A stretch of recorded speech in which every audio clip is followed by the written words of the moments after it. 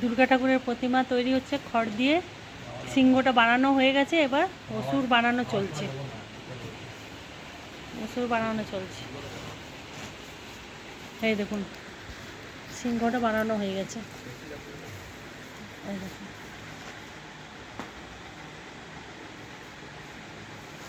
এইভাবে খড় দিয়ে পুরো স্ট্রাকচারটা বানিয়ে নিয়েছে। এবার অসুরের স্ট্রাকচারটা তৈরি হচ্ছে।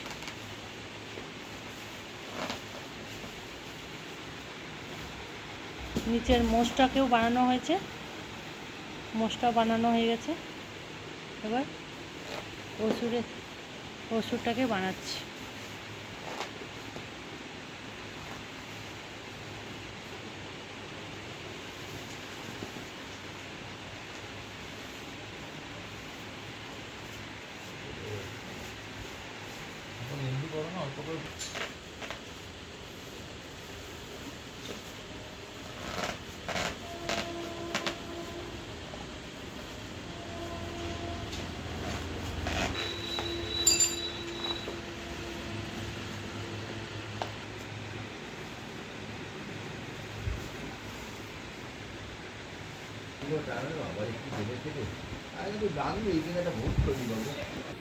দেখুন, পুরো অসুরটা বাঁধা হয়ে গেছে। দেখো,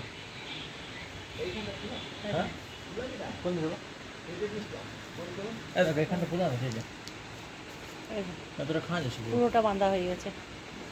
এবার দুর্গাটা বাঁধা হবে।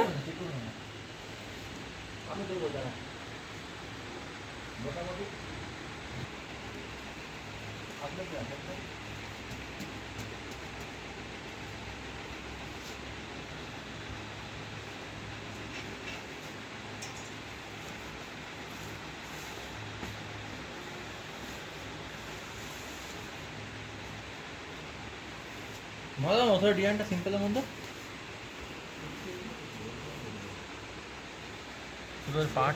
ওদের পাট অনেকটা